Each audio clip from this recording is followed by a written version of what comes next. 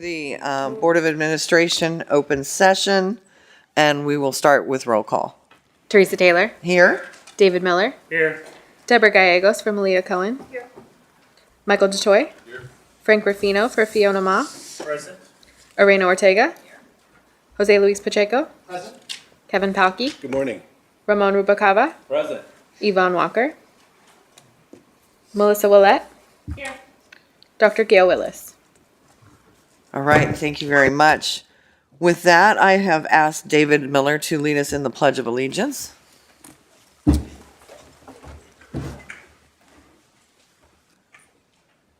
I Pledge allegiance to the flag of the United States of America and to the republic for which it stands, one nation, under God, indivisible, with liberty and justice for all.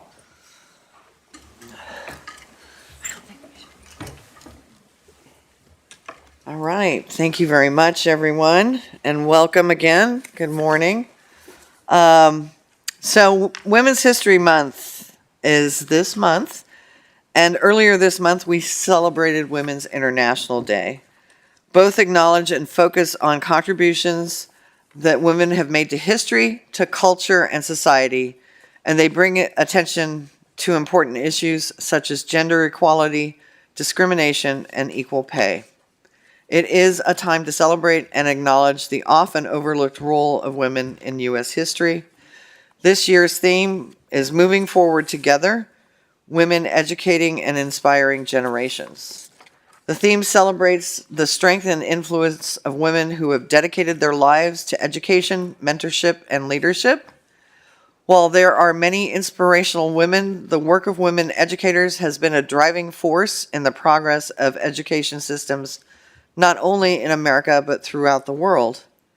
This year's theme of recognizing educators comes full circle. It was educators in Santa Rosa, California, who first celebrated women's history in March 1978. Over the years, other cities across the country joined the city of Santa Rosa, and in 1980, President Jimmy Carter declared the week of March 8th National Women's History Week.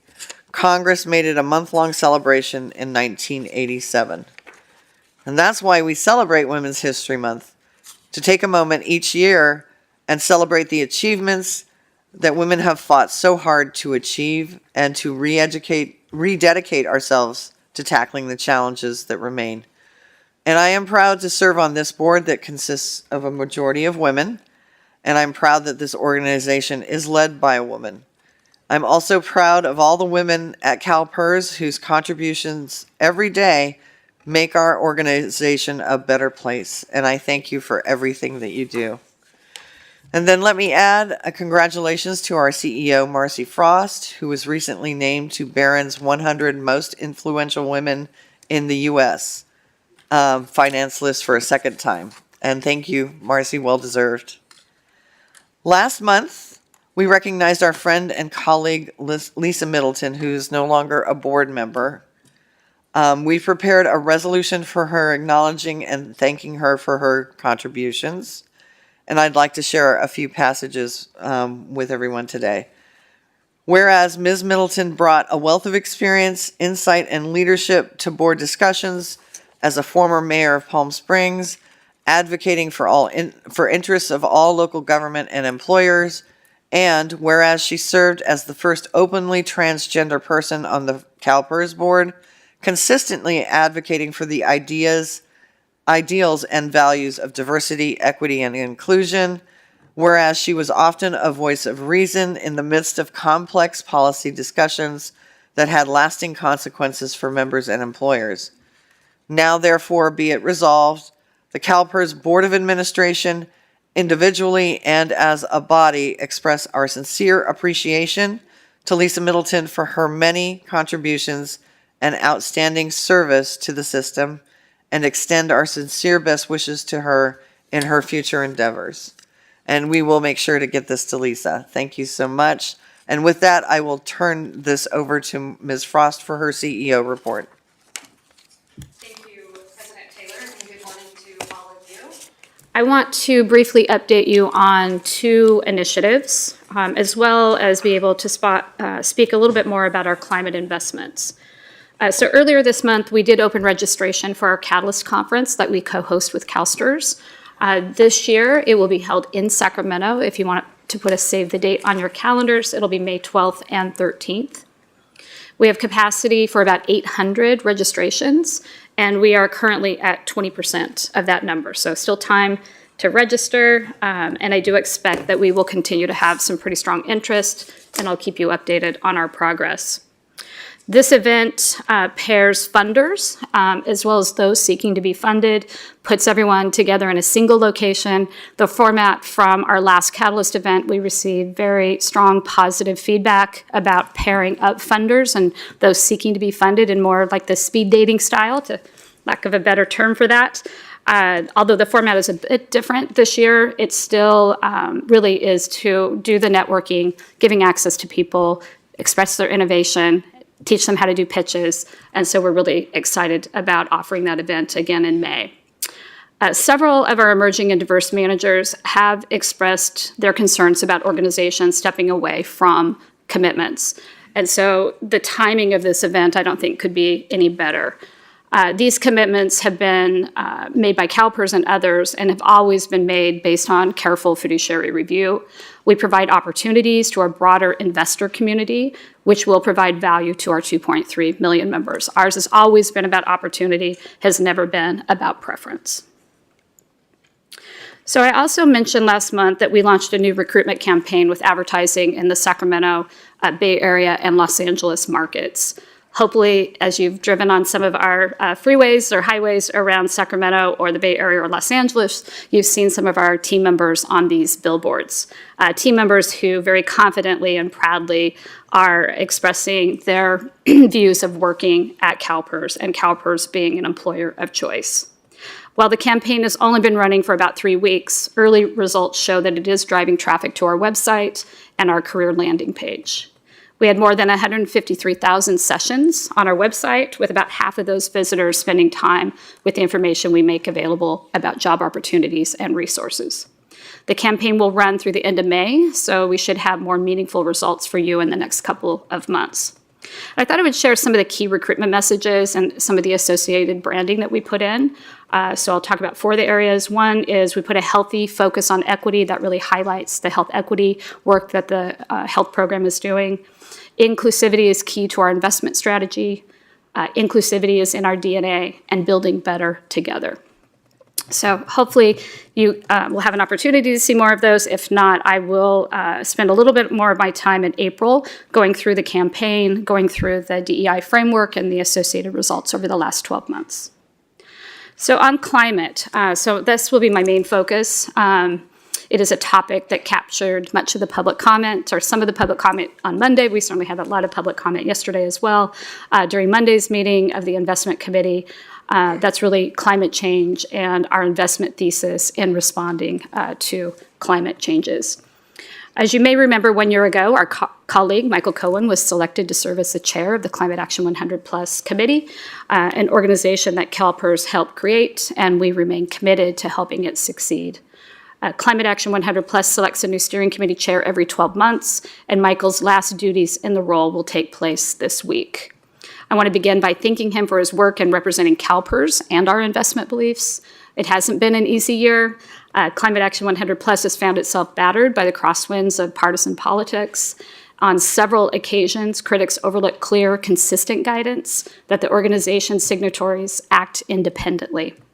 Under Michael's leadership, Climate Action 100 Plus reaffirmed its focus on seeking consensus, and it prioritized dialogue with companies built on the organization's founding principles of transparency, engagement, and cooperation in identifying climate risks and getting consistent transparency from the companies where we invest. Working together, Climate Action 100 Plus can help investors like CalPERS identify those new opportunities for financing the energy transition.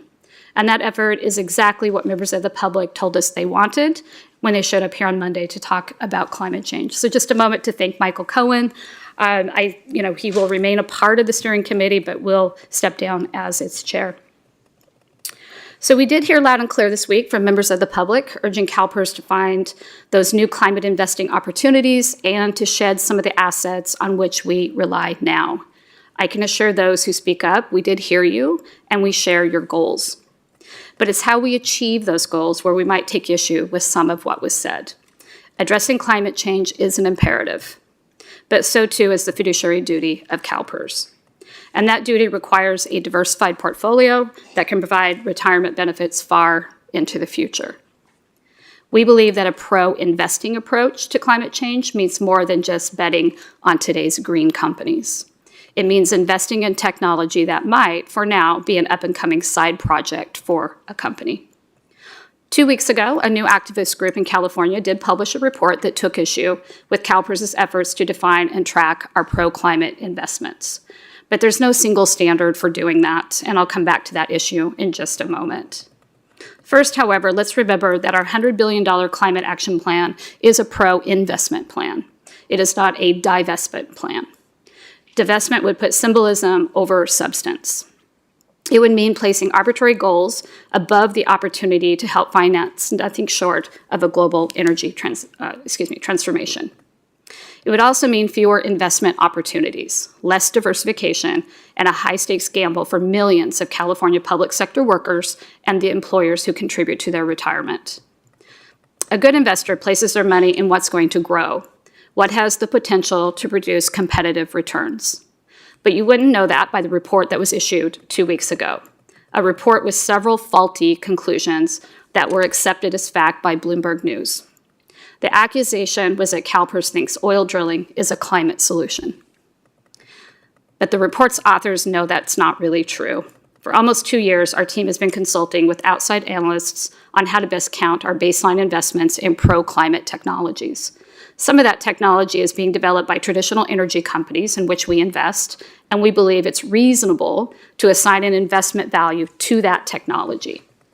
But the report promoted in newspapers across the state by the Bloomberg article treated our effort as nothing short of an effort to mislead our members and our stakeholders. Almost no attention was given to the very small role those legacy energy companies play in our climate solutions, and specifically the climate calculation on current investments. In the case of one company cited by the report, no one pointed out that we've only counted $29,000 of the investment in our $53 billion of baseline climate solutions. It's hard to call that kind of omission a mistake. As we know, context does matter. What we need more discussion about, and what CalPERS has long sought, is consistency in defining climate solutions. Our work has passed muster with a variety of independent analysts. Our methodologies are science-based and carefully applied. And as I said last year, we are committed to continual improvement. Our plan sets out an agenda through the end of 2030, and we agree there's a lot of work to be done. We welcome conversation, and we believe in transparency, but we also believe in setting the record straight and ensuring that our investments can fulfill the retirement promises made to our members. And that does conclude my report, President Taylor, and I'm happy to take questions. Thank you, Ms. Frost. I am not seeing any questions right now. So with that, we will move on with the agenda. And we are on agenda item 5, action consent. What's the pleasure of the board? Move approval, Mr. Pacheco, and seconded by Mr. Miller. Do I need a roll call, or can I do? Okay, all those in favor say aye. Aye. All those opposed? Any abstentions? Motion passes. Thank you very much. Our information items, I haven't received anything to pull any of those items. So we will now move on to our committee reports. And David, can you push your button? And with that, I'm going to start with Investment Committee and Mr. Miller. Oops, that didn't work. Let's try that again. There you go. Thank you, Madam President. Good morning, everyone. The Investment Committee met on March 17th, 2025. The committee approved the following. Agenda Item 5A. The committee approves staff's recommendation to adopt the recommended policy changes for the responsible contractor policy in its third reading. That's the only one? Yes. On recommendation from the committee, all those in favor? Aye. All those opposed? Any, I oppose. you oppose? Yes, ma'am. This is the third reading one. Yeah. Okay. All those opposed? And then any abstentions? Thank you. Motion passes. Go ahead, David. The committee received reports on the following topics: CalPERS Trust Level Review Consultant Report, CalPERS Trust Level Review, Asset Liability Management, Governance and Reporting, Proxy Voting and Corporate Engagements Update, Total Fund Portfolio Management Investment Treasury Overview, and the Responsible Contract Policy Annual Owner Overview. The chair directed staff to perform a cost and scope analysis of a market study of prevailing wage and labor peace agreements for the responsible contractor policy. The committee heard public comment on the following topics: labor relations, climate change, sustainable investments, and private equity investments. At this time, I would like to share some highlights of what to expect at the June Investment Committee meeting. Quarterly Chief Investment Officer Report, Asset Liability Management, Private Equity, Private Debt, and Real Assets Annual Program Reviews, and a Modernizing Investment Data and Technology Update. The next meeting of the Investment Committee is scheduled for June 16th, 2025 in Sacramento, California. That concludes my report, Madam President. Thank you, Mr. Miller. I do have a question from Ms. Gallego. There we go. Go ahead. I'd like a point of clarification. This is a meeting summary, so what were we voting on exactly? We had the vote yesterday on the third reading. Correct. And so that's approved now by the whole board. We always do approval by the whole board. And this is an action item listed. Yes. Where's the action item listed? Sorry, in the agenda. Agenda item 5A. I For understand. responsible Got it. contracting policy, Yes, third understand. reading. Understand.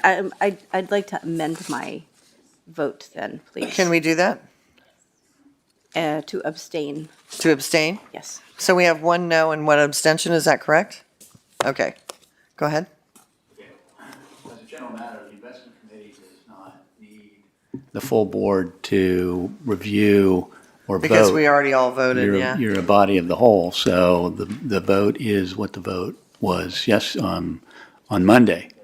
Perfect. If Perfect. Ms. Gallegos, oh, so you're good, Yeah, because I think Okay. we abstained yesterday. I think Ms. I believe so, abstained. too. You did. yeah. We'll arrange this differently for our next investment committee because it is a committee of the whole board. Yeah, so we actually don't need to vote on You don't that. need So to go revote. ahead. Good catch, Deborah. Thank you. So thank you. So just a clarification then. So the vote we did during the investment committee on Monday, that carries to this vote, is that Yes, correct? because it's a vote of the So we, whole. It's an independent vote that does not require this body to review it. so the vote that we did on Monday, Is effectively the vote of the board. oh, okay. So I would like to, if I could amend mine. So I was basically saying the same thing. I said the same thing what I did on Monday, the no. What you said on Monday stands. Yeah. I see. And Vacate this. so this vacates this. Yes. Okay, very good. Wanted some clarity on that. Sure. Thank you. And yes, the next time we can get some instructions on that. It'd be good. Thank you. We'll take care of it. Thank you. All right, thank you. So mine went off too. We move on to the Pension Health Benefits Committee. Mr. Rubalcava. Oops, go ahead. Thank you, Madam President. The Pension and Health Benefits Committee met on March 18, 2025. The committee re-elected me, Ramon Rubalcava, as chair and Kevin Pocky as vice chair of the Pension and Health Benefits Committee. The committee recommends, and I move, the board approve the following. Agenda item 6A. After hearing extensive public comment regarding out-of-state health plan options, very hardship and heartfelt testimony, the committee approved the recommendations of option 3 in the presentation. The committee also approved modifications to the 2026 Value-Based Insurance Design Program in the PERS Gold Basic Plan. Okay, on recommendation from committee, all those in favor? Aye. All those opposed? You were an aye as well? Okay, hold on, I'll get there. All those opposed? Okay. And any abstentions? All right, with that, you can move along. Thank you, Madam President. The committee received reports on the following topics. The committee received information regarding the health open enrollment results, an update on the PPO transition, and retiree cost of living adjustment. The committee received public comment on risk adjustment. The committee directed staff to, 1, continue looking for more affordable out-of-state options, included but not limited to changes in statute, and continue conversation with Cal HR and report back to the board in June, which is the next public meeting of the committee. Report back to the June board meeting of when appropriate with clinical quality metrics for PPO members who transition to Blue Shield and Included Health. At this time, I would like to share some highlights of what to expect at the May Pension and Health Benefits Committee meeting. The committee will meet in closed session to discuss pharmacy benefits contracting efforts and the health plan rate renewal negotiation strategy, and provide a long-term care contracting update. The next meeting of the Pension and Health Benefits Committee is scheduled for May 19, 2025 in Sacramento, California. That concludes my report, Madam President. Thank you. Thank you very much, Mr. Rubalcava. I don't normally vote at full board, but I do need to register my no vote yesterday on 6A. So thank you. And then I understand, if I've got this correct, L.R. Roberts wants to talk on this, 7B. Is that correct? All right. Come on down. And then I will move on to 7C, which I believe is board governance. And that's you, David. Here. Does it matter which one I sit in? Sorry. And that's this one. Yeah, right This here. one's got the Yeah, light on. there you go. Thank you. Go ahead, and you have 3 minutes. Oh, it won't take that long. I talked to the board earlier, it might have been just at the committee meeting, about the JAMA article about, I'm L.R. Roberts. I am retired from STRS, where I worked for 18 years, and then I'm a member of various retiree groups, but I'm speaking for myself today. Some of you know that when my spouse died, I had trouble getting my VSP straightened out, and it is still not straightened out, and he died a year and 2 months ago. So you guys paid me first. You are allowed to do the dental thing. That worked great. But the vision plan, VSP does not allow you guys to do, your staff to do it. It's still not right. So JAMA lets us get some benefits, for instance, dental, through our Advantage plans. Maybe something we could look into. This is left over from the old days when, before there was collective bargaining, before '83, when we had our first contract, when what was DPA used to administer these two plans. So this is a JAMA article saying that you can maybe get some of these benefits, especially in this case, dental, through your Medicare Advantage plan, and you each got a copy of the article. And the staff here helped me print that because I was having trouble getting it to work. Okay, thank you. Thank you, Ms. Roberts. With that, we will move on to 7C, which is Board Governance Committee. And Mr. Miller, go ahead. Hello again. The Board Governance Committee met on March 18th, 2025. The committee held an election for the Board Governance Committee Chair and Vice Chair. Teresa Taylor was elected Chair and David Miller was elected Vice Chair. The next meeting of the Board Governance Committee is tentatively scheduled for June 18th, 2025 in Sacramento, California. That concludes the report, Madam President. Thank you very much, Mr. Miller. And with that, let me make sure we're in the right place. We are moving on to agenda item 8, and that is you. Again. Quit turning your microphone off. Hold on a sec. All right, go ahead. Me again, indeed. So, okay, so for agenda items 8A1 through 8A5, recommend that the board adopt the PDEs at agenda items 8A1 and 3 through 5 as the board's own decisions with the minor modifications argued by staff. And so I move to adopt the proposed decisions at agenda items 8A1 and 3 through 5 as the board's own decisions with the minor modifications argued by staff to agenda item 8A3. And can I do these together, Matt, or they said? Yes, okay. you can. Okay, so as well as, I also move to remand agenda item 8A2 for the taking of additional evidence as argued by staff. And finally, I move to deny the petitions at agenda items 8B1 through 4. So all three motions together. I have a second by Mr. Pacheco on direction from Mr. Miller, seconded by Mr. Pacheco. All those in favor? Aye. All those opposed? And any abstentions? All right, motion passes. Thank you, Mr. Miller. Thank you. All right, we got, oh, come on. All right, I think we are on, and correct me if I don't want to skip somebody, hold on. Yep, we're good. Okay, so on information agenda item number 9, Mr. Brown. Good morning, Madam President, board members. Danny Brown, CalPERS team member. This is the state and federal legislative update. Starting with the state, the bill introduction deadline was February 21st. 2,350 bills were introduced, with over a third of them being spot or intent bills. LAD team members are currently tracking and monitoring over 300 bills, with 9 of those bills listed in your board report so far. Among those bills, you will find the 2025 Retirement Omnibus Bill, SB 853, which includes the CalPERS technical change you voted on last month. As bills move through their policy committees and bills get amended, the LAD team will continue to review and identify bills that may impact CalPERS. And then finally, yesterday, we submitted a letter to the California Air Resources Board in response to their solicitation for feedback to help inform their work to implement the climate disclosure reporting laws created by Senate Bills 253 and 261.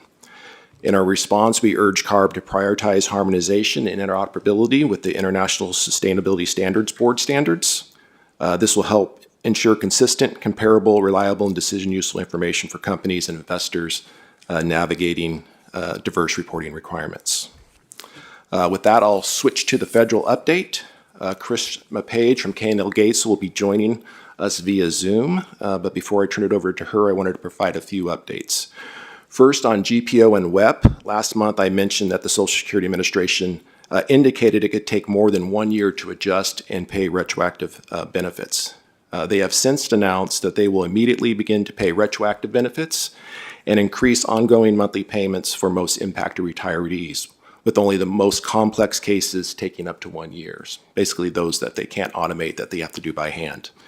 Next, I wanted to mention that last week we sent a letter that our General Counsel, Matt Jacobs, took the lead on crafting to the Delaware General Assembly in opposition to a bill that amends the Delaware General Corporation Law. Delaware legislators say the bill is needed to ensure Delaware remains the home for corporate incorporation. However, we are concerned that this bill tips the scales by overturning several decades of decisions from the Delaware courts that provide meaningful protection for investors. And then finally, as you probably all know, Congress voted for a full year CR last week to keep the government funded through the end of September.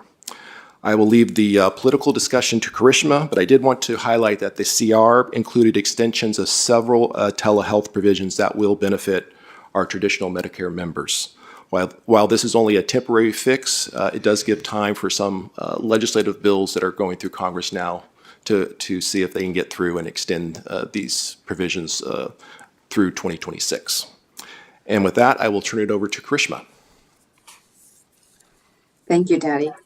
Madam President, members of the board, it's good to be with you this morning.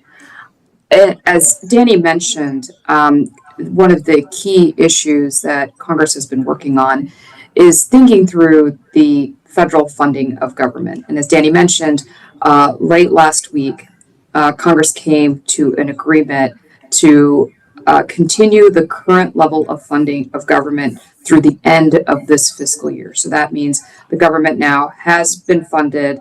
We have avoided a shutdown. And although there will be efforts to review the federal funding for fiscal year 2026, and that process may be taking place over the course of the next several months, the government is funded through the end of September. This was a vote that was approved by the House and by the Senate. It was largely on party lines in the sense that Republicans in both chambers voted in favor of the bill, and there were some members of the Senate Democrats that also crossed over in order to get the 64 threshold to move forward with the continued funding of the federal government. With that now complete, there is Congress has really pivoted its focus to tax reform, and in particular, a reconciliation measure that would allow for the consideration of the soon to be expiring, many of the provisions of the Tax Cuts and Jobs Act that are soon to be expiring. So taking a step back, it is likely that as Congress considers this expiration, it will be moving forward with what's called a reconciliation measure. Reconciliation is an expedited procedure which allows for there to be a simple majority in the Senate, especially when it relates to budget-related priorities. And so that tends to focus on tax and healthcare-related issues. The House, in order for that to move forward, both the House and the Senate have to adopt budget resolutions, and those need to be enacted, and then there will be the actual drafting of the legislation. So where we are in the process is the House has passed its budget resolution. The Senate has passed its budget resolution. Again, these are both on party lines, and the House and Senate have different approaches and are working to reconcile that. There are some gaps between the two, but the general expectation at this moment is that there will be a path forward in coming to an agreement on how this bill will be structured. Parallel to that, the Ways and Means Committee on the House side and the Senate Finance Committee are working through the substantive areas that they would like to focus on as part of this measure. The expectation at this juncture is that there are several key priorities. One is the extension of the expiring provisions of the Tax Cuts and Jobs Act, which is a 2017 tax reform measure. In addition, there are a few other priorities, including the SALT tax, as well as President Trump has outlined the interest in not taxing tips, overtime, and Social Security. So those are sort of the key areas of priority. Now, all that said, that in itself is over a $4.6 trillion measure. And given the current fiscal environment that we're in, there is an interest in finding pay-fors to offset the cost of some portion of that bill. So any and all priorities or policies are on the table for reconsideration. There is a very strong focus right now on finding revenue offsets, and that includes in areas related to healthcare. So one of the things that we've seen, although not endorsed by the House Republican leadership, is a list of priorities that was released by the House Budget Chairman that included a whole range of revenue and spending offsets that related to Medicare, Medicaid, and other provisions of healthcare, in addition to a whole range of other issues. The hope by House Republicans and Senate Republicans is that this bill, from a substantive perspective, will move forward over the course of the next couple of weeks and months. I think the expectation is that it could bleed into later into the summer or early into the fall, because there are going to be a whole range of issues that need to be addressed. One question that comes up on the reconciliation side is the future of the Inflation Reduction Act energy tax provisions. And one of the things that we've seen is that in many instances, there are a number of those IRA provisions that have strong support amongst segments of Republican members, though there are those that are viewed as being controversial that we could see fall away, such as for instance, the EV tax credit. We may also see some adjustments made to those provisions as this tax reform process moves forward. In the one final point on the congressional side, before I make a quick comment on the administration side, is that the debt limit has yet to be addressed. That there are some estimates about how much further the fisc can go before the debt limit needs to be renewed. It looks like that will fall later in the spring, early in the summer, but that's another area where Congress is going to have to come together. Both with the tax reform bill and the debt limit, it's important to note that the majorities are very slim in the House, operating in sort of the 1 to 3 seat majority in the House, and also a 3-seat majority on the Senate side. With that, the final comment that I'll make is that the administration, certainly within its first 60 days, has been very active. The cabinet has largely been confirmed. There has been a number of, there's been strong executive activity. We've seen 217 executive orders, many of which are being litigated. There are a range of actions that have been taken related to reduction in force from a federal workforce perspective, as well as really reviewing a whole series of funding and contracting that's being undertaken by the federal government. That we expect to continue to take place. And just in terms of confirmations, we're at that next round of the confirmation track, and we do understand that the nominated SEC chair, Paul Atkins, may be up for confirmation hearing towards the end of March, with the hope that he'll be confirmed shortly thereafter. With that, I will pause, and I'm happy to take any questions that the board may have.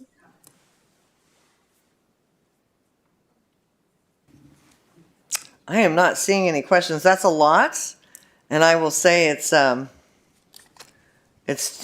be determined, I'm sure, as we sit and watch how this goes forward. Mr. Rublikava? No, I think. Oh. I'm sorry. Hold on. I'm trying. There we go. Hi, I'm not sure the right one to ask, either Danny or, but at any rate, what are you hearing? I've gotten communications from people understandably nervous about the closure of some Social Security offices. And what are you hearing about Social Security? What is it? I don't even know this is such a crazy time. I feel funny even having to ask this question, but apparently it is, we're in crazy times. Yes, thanks for the question. I mean, I'll just mention, and then I can see if Christian has anything to add. But I think they might be referring to, there was a number of articles that just came out yesterday in the executive order about, while they are eliminating positions at the Social Security Administrations, they are now looking that they're going to require people to show up to the office to actually apply for Social Security or disability. So it's like they can start the process online, but they're going to actually have to show up to an office to finish the process. We're still kind of digging into that to see what that actually means, but I'll see if Karishma has anything else. Danny, I think it's a really good point. And I think one of the shifts has been that early on, the thinking was that Social Security was not going to be an area of focus. But I think that these steps that have been taken are sort of heightening that interest level. So to Danny's point, there's a good amount to dig into here, and things are changing very quickly. So this is at the very early stages, and I think we'll continue to see some developments before we see sort of a steady state of where, what the extent of the focus is from a Social Security perspective. Thank you.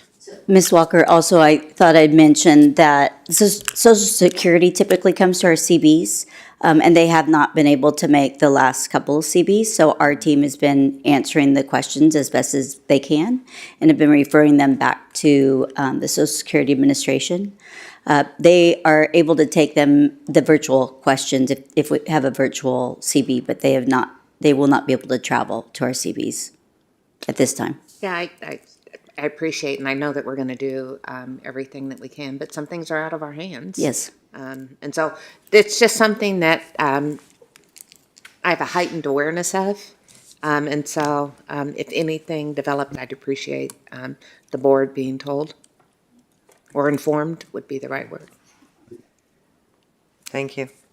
I take that as direction, I guess. Board direction. I just had a quick question, Danny, before I move on to Mr. Pacheco. There's this lovely CalPERS Federal Legislative and Policy Priorities for the 119th Congress. Did you put that together, or did?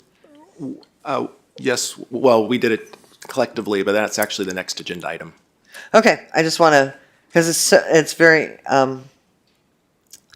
positive, flowery language, and it's not where I see the 119th Congress going. But anyway, let me move on to other questions. I will wait till it comes up. Mr. Pacheco. Thank you, President Taylor, and thank you, Danny, for your comments. I'd like to ask you a question regarding AB 280. It's the requires a health care service plan or health insurance to verify providers. Just want to know where that is and when is the date on the Assembly Health Committee? I know it moved through the Rules Committee, but is there a date for it already for the hearing?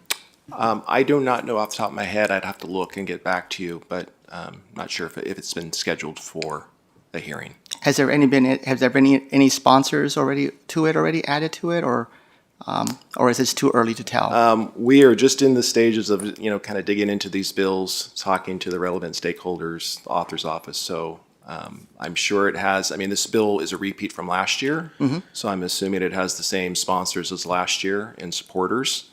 And so, we're still kind of gathering all that intel. And as well as the legislative analysis and all that good stuff as well. All right, very good then. And then with respect to the SB 251, the private equity in health facilities, is that a rehash of AB 3129 from last year, or is that a different version? I would say it's a small component of that. What this one is just really. It's not really going after consolidations or limiting consolidations. It's really kind of going after the relationship between the private equity firm and the doctor, making sure that is not impacting the decision-making of the physicians. Decision-making of the decisions. I see that. And I believe now it's in the Senate Rules Committee at this time. Has there been any assignment to a particular jurisdiction or committee as of yet? Again, I have to go look and see if it's what the most current information is on that. I don't know if it's been assigned. It's still within the 30. It's still with the 30 days parameter, right? Well, it can be acted on, but I don't know if it's been set for hearing yet. Hasn't been set for hearing yet. Yeah. And do you know do you have any idea where it will go? Which committee it would land on? It'll probably go to the Senate Health Committee. Senate Health Committee. Yeah. Very good then. Those are my only questions. Thank you so much. So quick question, Danny. I just, based on Mr. Pacheco's questions, has it gone to the Rules Committee to die? Oh, no. Okay. Every bill goes to the Rules Committee. I'm sure, but sometimes they go there to die. Yeah, but I don't think that one will go to die. Okay. Just checking. Okay. Mr. Palkey, hold on a second. My bad. I grabbed the wrong one. Thank you. I just want to go back to the question that Yvonne Walker brought up about the conversation or the Social Security.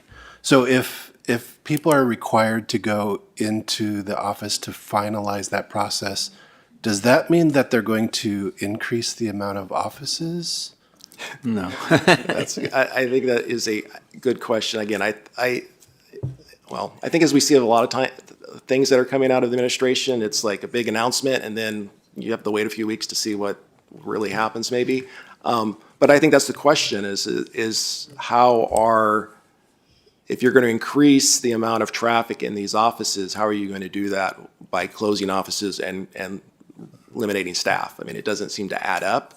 So, but I think, that still has to be thought through. I think that's kind of the analysis that's kind of coming out, and the stories that we're seeing is like, how is this really going to work? Okay. Yeah, because I'm thinking of some like Midwestern states that are quite rural, and the amount of driving to a big city from one location to the other is quite extensive. So, yeah, interesting. Thank you. I think the point of it is to make sure that it's not working, Mr. Rublicava. Oh, hit it again, sorry. Go ahead. Thank you, Madam President. I just want to, since we started going into bills, Danny, were you going to go forward and go into your report, or is this the right time to talk about that? Because I know we were hearing from our consultant, and I really appreciate Yeah, it. he did the state and federal You legislature. did it? Okay, so then I'll go forward then. California Assembly adopted a joint resolution, 3, they call it, AJR 3, California Assembly Joint Resolution.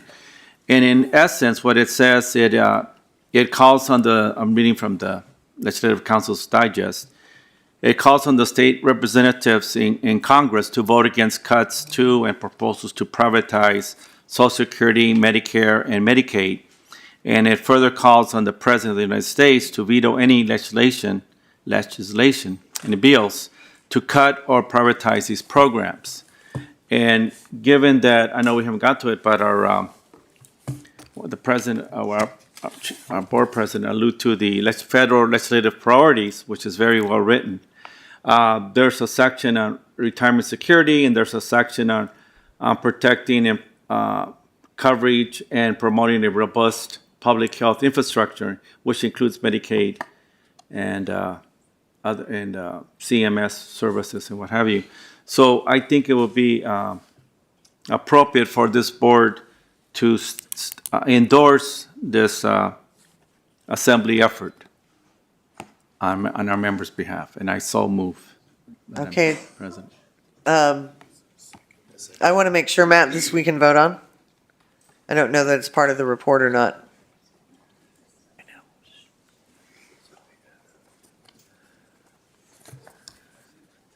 Did you second it? Okay.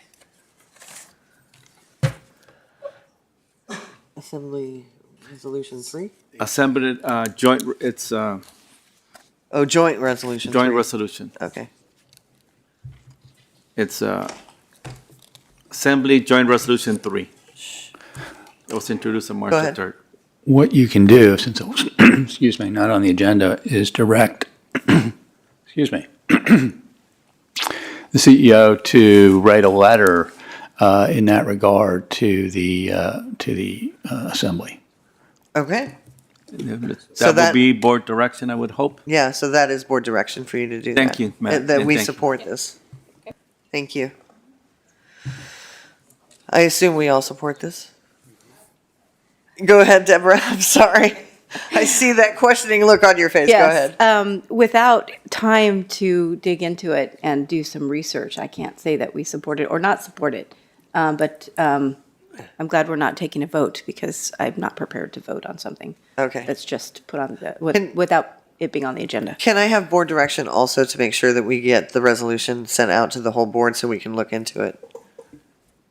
And I apologize not sending it to the full board. I did send it to the committee leadership and Danny in advance, but I apologize. Okay.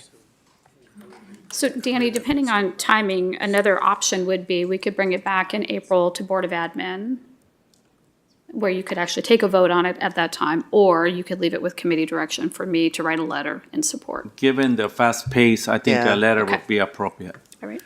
And then you guys, if you, as the board, if you feel a certain way about it, please make sure you inform Ms. Frost. So thank you very much. Does that work for everyone? All right. Deborah and Ramon, do I have any other questions? Because I still have you both speaking. Okay. I just cut you off, man. I have Frank. Go ahead. I got it. Go ahead. Yeah, just quickly, Madam President, on that point, before the letter goes out, is there a way for the rest of the board that we're not committee members to have an opportunity to review it? Maybe even a 24-hour notice.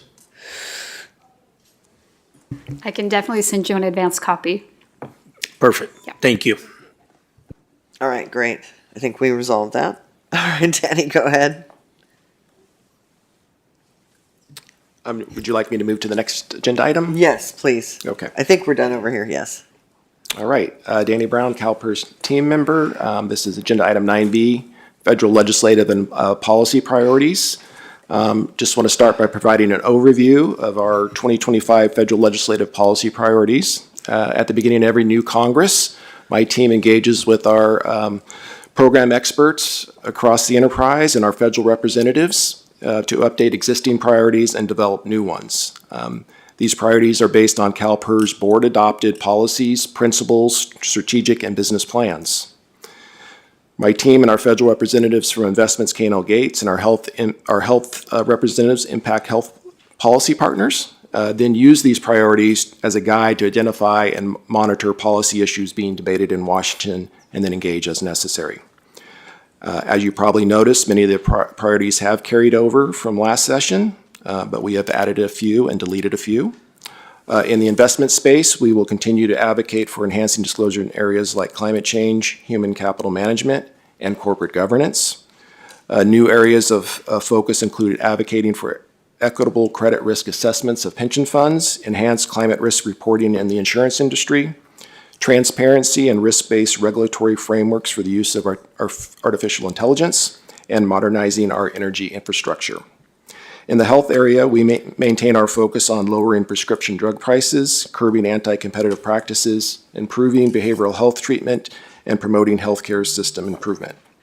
We will also engage federal officials when it is beneficial on protecting access to insurance coverage and promoting a strong public health infrastructure.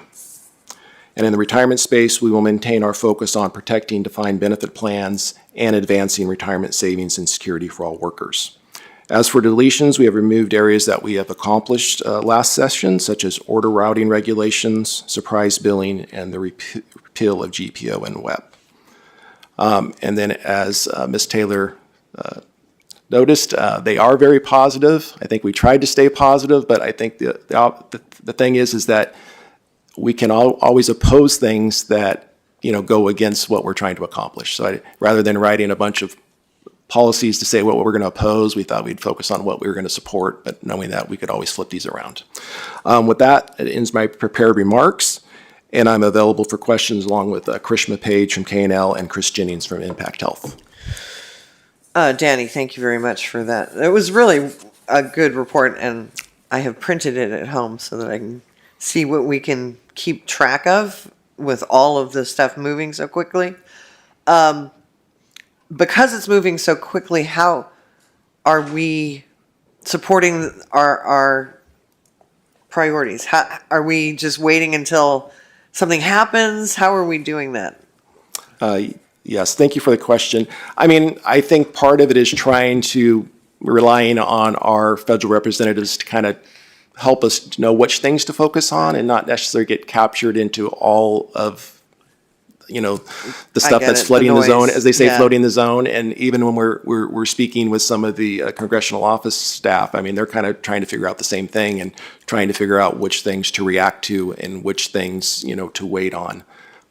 So a lot is just trying to figure out, what things are actually going to get a hearing, what things are actually going to move outside of, as Krishna said, the reconciliation bill seems to be the focus now. And so is anything going to happen outside of reconciliation that we can engage on?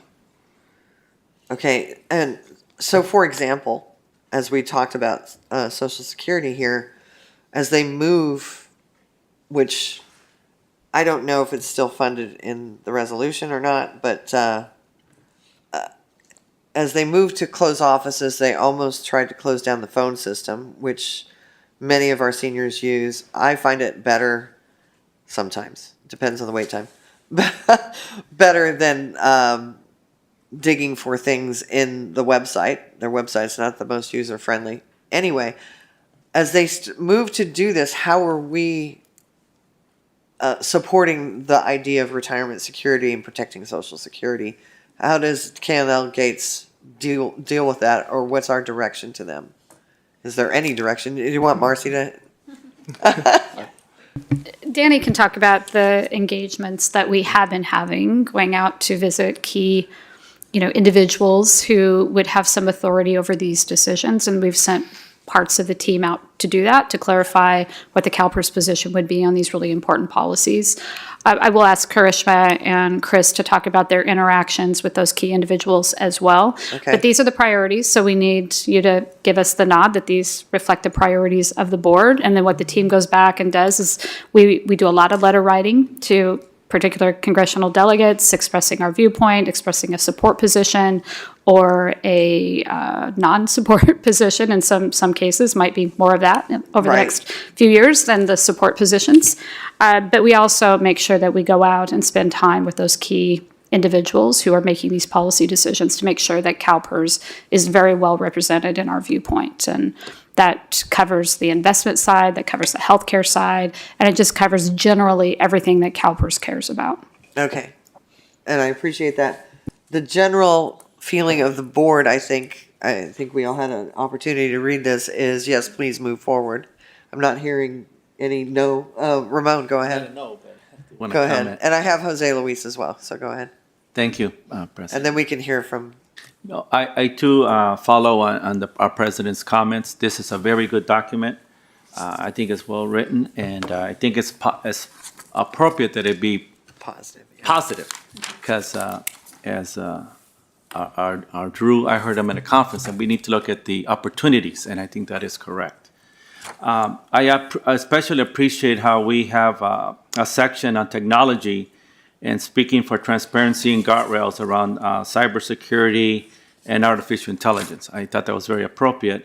And also something, given what's been happening in Southern California because of the fires, I think it's appropriate that we do have a section on housing where we promote improvements to the supply of market rate and affordable housing and advocating for housing finance reforms and other national standards to protect investors and the good things. So I think it's very well written, and I commend you and your staff. Thank you, Dan.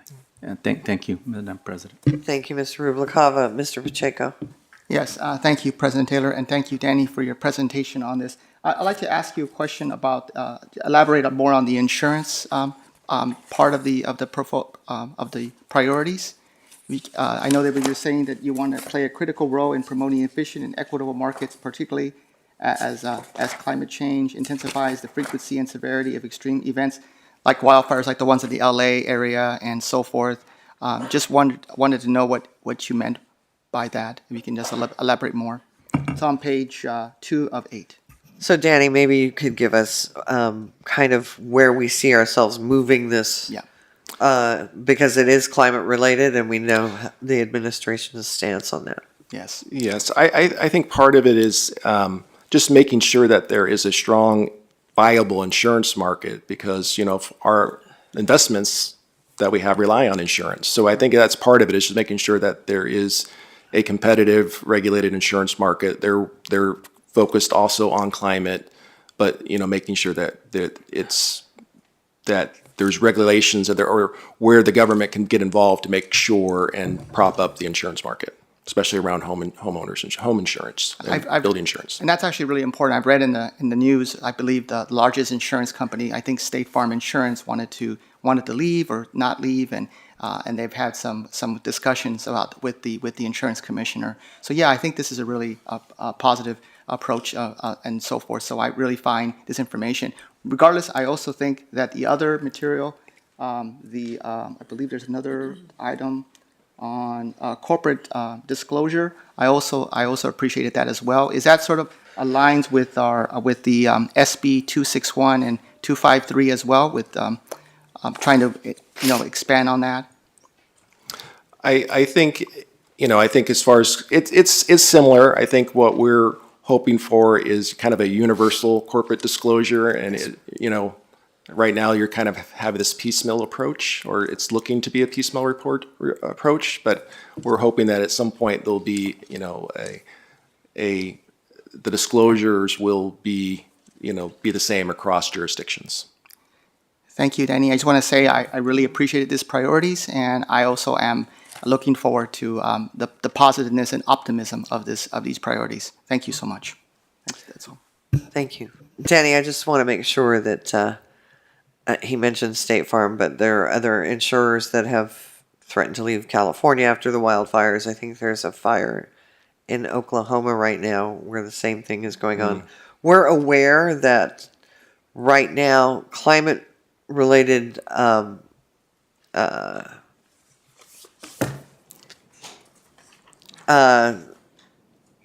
fires, floods are causing it's hitting individual Americans now, right? Through their insurance companies. They're either being canceled, they're being paid, not paid, they'll put their claim in and not being paid. So what I'm seeing here is that you're trying to get a movement on data sharing policies and initiatives between insurers, governments, and businesses that improve the risk assessment and enable more accurate pricing models that mitigate premium volatility over time and prevent insurance coverage gaps.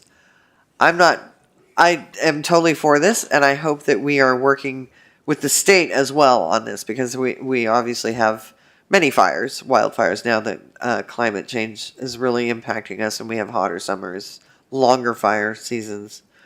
So I just want, how would we do this with the federal government right now, or is this just a priority so that we make sure that we're intervening if that's not happening? Is that kind of what's going on? Correct. I mean, I think, a lot of this will be done at the state level versus the federal level, but to the extent that the federal government has a role, we just wanted to make sure that we highlighted this because it wasn't in our priorities before. And I think it's just the fact that we have a well-working, insurance market is helpful for everybody and helpful for the markets and helpful for us as investors. So I think it's just want to make sure we're covering our bases. Got it.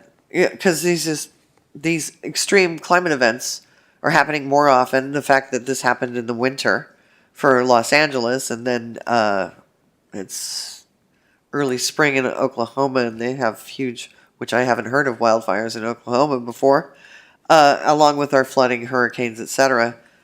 It's become really, really difficult for homeowners now, for personal homeowners, and it seems like that's who it always hits first, right? When we talk about these risks, is individuals. And having nothing being done from the federal level, it's important then that we try at least at the state level, but also push to the degree we need to ensure that these risks are being taken seriously at the federal level. So I appreciate you guys and including this. Thank you. And any other questions? All right, with that, we done, Danny? And we were going to have Krishna kind of go into it. I'm sorry. Yeah. Oh, she's so tiny over there. I couldn't see her. That's why. Thank you, Madam President, and Marcy and Danny, thank you for the note.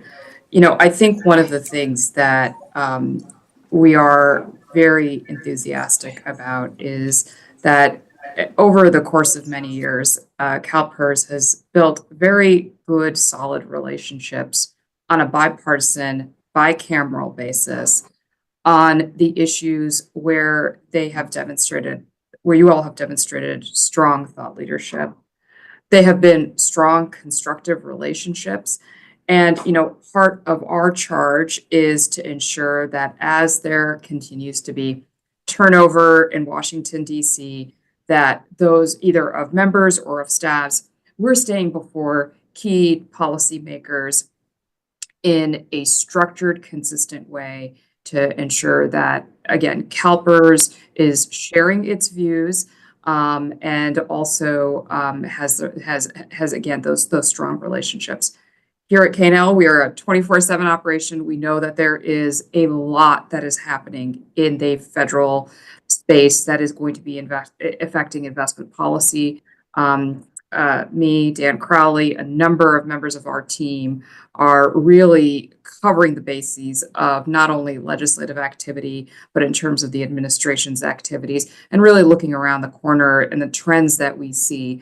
Our goal is to ensure that Danny and his team and you all are abreast of all of the developments, and we're making that joint collaborative calculation about where it makes sense to weigh in to advance the legislative priorities and also manage surface area risk. And so that's an ongoing dialogue. Again, we see that as something that is a very strong partnership, and especially as with a new administration, with Congress, all the activity, it's something that we're ensuring that we're staying in close touch with and really thinking about not only where are the areas to weigh in, but what is the mechanism and the vector to be able to do that.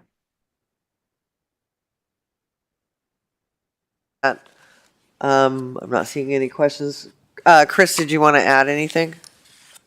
Well, only that I'm here for you, and I wanted to endorse the very positive approach and the strategy that Chrisma just outlined. We think very carefully about how, when we're working with Danny, how best to achieve that appropriate balance. The one thing I'll just say, as you're reading about major federal activities, I think position yourself positively does not preclude your ability to push back when there are real risk and negative impacts to you. And certainly on the healthcare side of things, we could see some substantial cost shifting dynamics that could impact California and its governing entities. And we're keeping very, very closely apprised of those, are keeping you apprised of that, and we're definitely engaged in these issue areas. And there are some very real issues, particularly for California, that we're going to have to stay on top of. And conversely, there may be some surprising positive collaborations as well on drug cost containment, on competition, on delivery reform. So I think we're taking the right approach in terms of giving you all guidance about positioning, but I don't want to in any way suggest that it precludes your ability to engage in a pushback way if you think that there are things that are actually very, very problematic.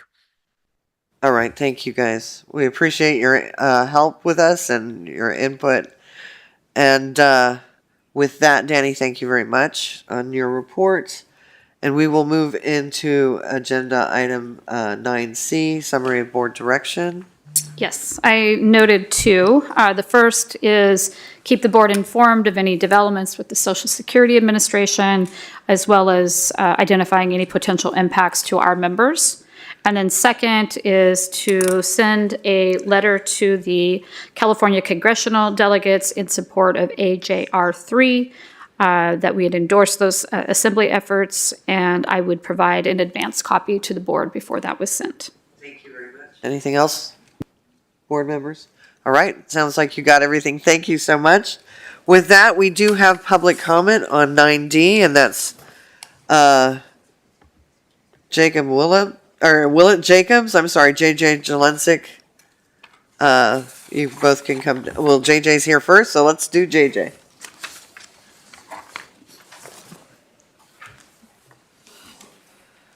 I've learned to come down when you get to the direction. JJ Jelensik, Health Benefits Director, RPEA. I remind the board that you are in charge and this staff is your agents. CalPERS boasts of its transparency, and it's even being called out publicly as a good example of transparency. But it's becoming less and less transparent all the time. More and more decision-making is being moved behind closed doors. After all, the beneficiaries do not need or deserve to know how their money is being spent. And for Mr. Peters' benefit, I note that that last sentence was sarcastic. On the CalPERS website, there's a transparency page. Prior to July of 2015, travel costs for board members, senior management, and key staff were posted monthly. That report was moved to quarterly, and I've given you a screenshot of that page. Now the last report was March 24. Should we assume that the report is now moving to an annual report, or should we assume that this beneficiaries simply don't need to know? I do not believe that your closed session notice complies with the law. Lucera versus Los Angeles County staff has a particular interest in it. The system and the beneficiaries have a concern about the outcome. But the law says that you can have a closed session discussion when an open session discussion would, quote, prejudice the position of the party, the position of the state body in the legislation, unquote. I will point out that CalPERS is not a party to the legislation and doesn't have a position on it. The public deserves and is entitled to more than the general counsel's update of pending litigation. What litigation? Ron doesn't care. I don't have the funds to force the issue, but I've provided you with a copy of the law for the required notice for closed sessions so that you're able to comply, you're aware of the law and can comply with it. And staff, I believe, has given you a copy of that as well. Thank you. Thank you. Hi, Ms. Jacobs? Yes. Okay, go ahead. Hey, how are you guys doing today?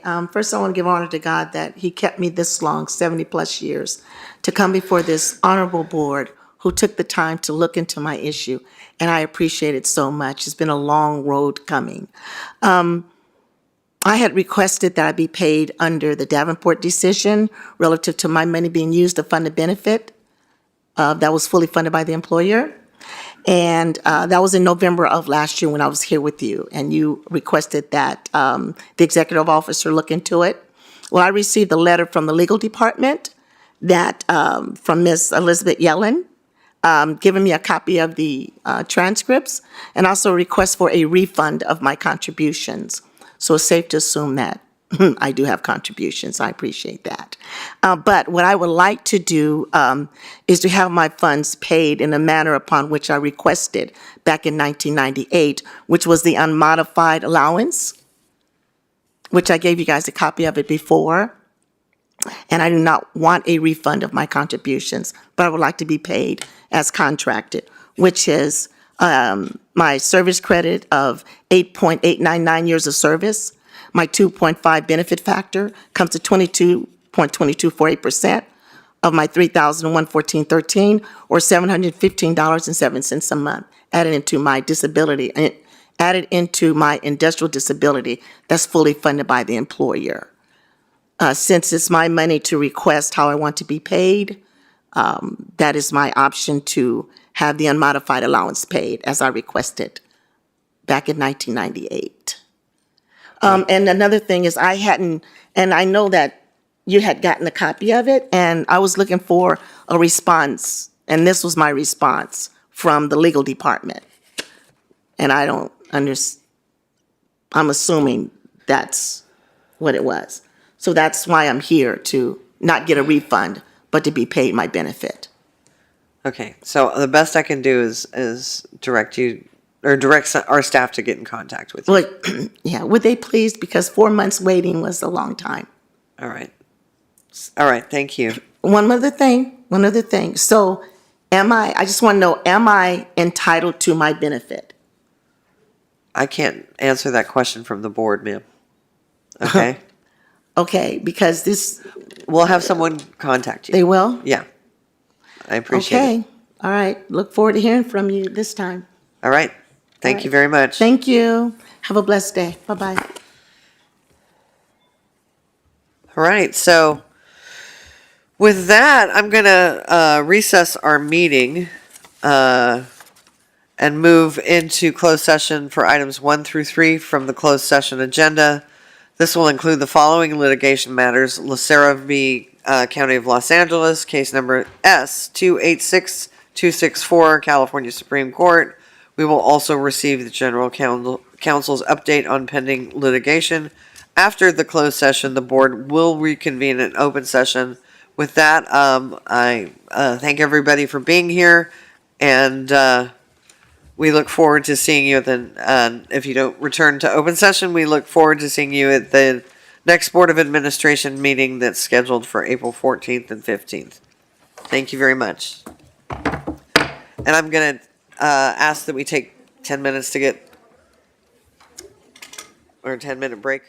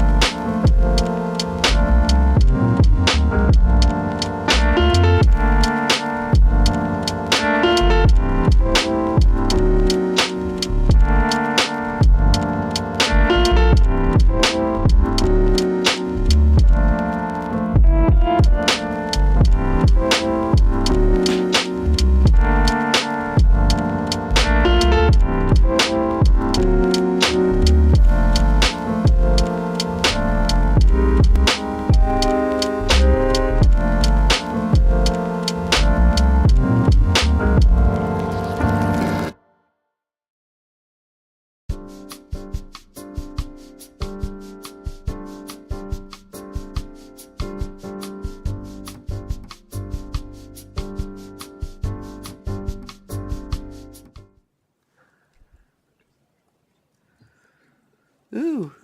Already turned off the lights on us. Oh, look, I'm the one with the bright green jacket. It's a screen. Oh, when they turn on the white screen, yeah. Ooh, we should put that on a black. All right, thank you, everybody. Welcome back to open session. This does adjourn this month's Board of Administration meeting. We thank everyone for attending our 3-day meeting, either investments, pension and health, board governance. The next Board of Administration meetings are scheduled for April 14th and 15th, 2025 here in Sacramento. Thank you again. This adjourns this meeting.